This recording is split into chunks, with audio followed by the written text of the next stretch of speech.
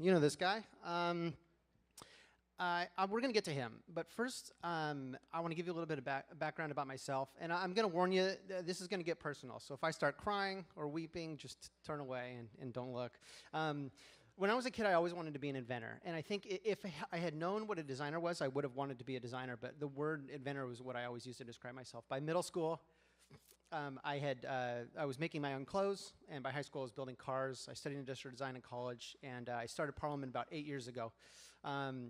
And my projects over the years have gotten bigger and bigger and bigger. This was one of our offices. I love architecture. I love interior design, and man, I love furniture as well. I've renovated 6 buildings on top of running Parliament. 4 of them have been homes, and 2 of them have been offices. I want to kick this off by sharing a little bit about those. This was our 3rd renovation, and this is me and my family's. This was the home that we really planned on retiring in. This is our 3rd home that we had renovated, and we planned on being there forever. I put everything into it. We really treated it as if this was going to be the place where we raised our kids and where we retired. I should have been wiser. I should have known that this wasn't going to be the very last time that we took on a project. We found a cabin about 45 minutes north of Portland. We bought that, and every day after work for an entire spring, I would drive 45 minutes up to Lake Merwin, and I would spend the whole entire evening till about 3 in the morning gutting it and renovating it, building it. This is an in-process picture of the kitchen. This is how it turned out in the living room. And then I would drive home, and I would go to work the next day, and I would do that again. And we imagined, bringing our family up there every single summer, and we did for several summers. It was fantastic. I remember sitting down with Stacy, my wife, and taking her out to dinner and kind of pitching her this idea of our next headquarters, Parliament's next office. And she shared the same concerns that I did. My accountant suggested we buy a building. This is what I imagined when he said buy a building. This is, in hindsight, not what he meant. But we took on a really big project right downtown. It's right on 4th, and we spent 3 years building it. It ended up taking everything. It was 3 times the budget, and it took 3 times longer than we had anticipated. We sold the home that we had imagined retiring in, and we put it into this project. We sold the cabin that we imagined teaching our kids and our grandkids how to swim at, and we put it into this. I sold my car. I sold my Jeep.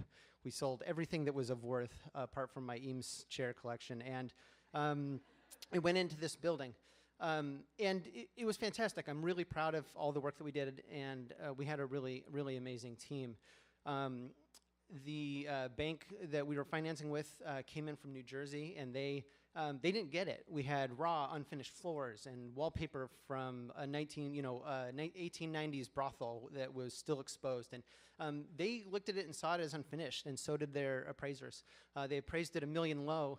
And within a month, we had put 3.5 years into the project, and within a month, we walked away with nothing, apart from a paid-off 2007 Sienna van and my Eames chair collection. And this is how I felt. I mean, I think that I have benefited. I've had an amazing career, and I've been really, really blessed that I've been able to do something that I really want to do. But there's no question that I kind of found myself exactly like this. And as I kind of pulled myself up, there was a few things that I had already known about myself, but I think they became very salient. And that is that I'm really, really good at looking into the future and investing in the future. I'm really, really bad at appreciating the present.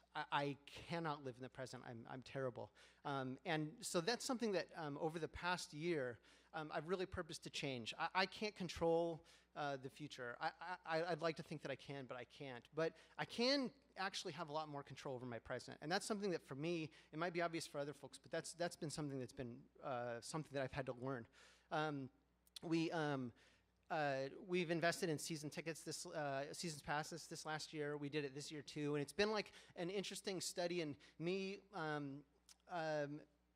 scheduling time to be present. There's no cell phones. I don't have chess on my phone. I don't have emails.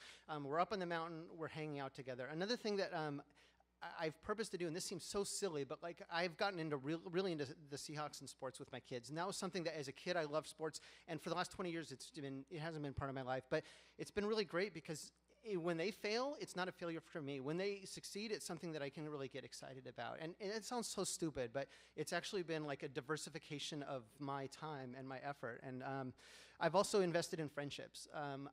I have done a terrible job over the last 15 years of investing in friends. Terrible, horrible.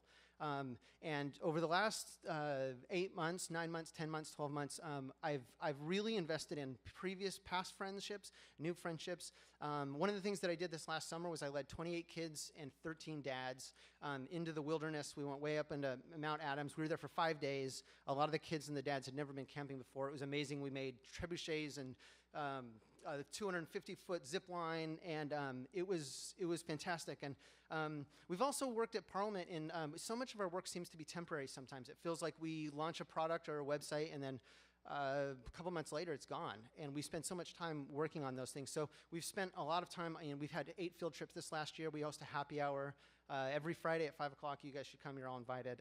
And we just hang out, and I'm really working on that. So like every forest fire, I've seen some really great new growth in my life, and I can confidently say that it wouldn't have happened if all of those things weren't ravished. We've experienced some huge losses, and they really seem devastating, but there's no question that, like, looking back, and I think forward, we have a lot of new life. And I'll finish with this. I always thought the joke was on Wiley, but maybe he was actually really onto something. Maybe he is a genius. Maybe he knows that it is through perseverance that character and wisdom is developed, and not through success. Thanks.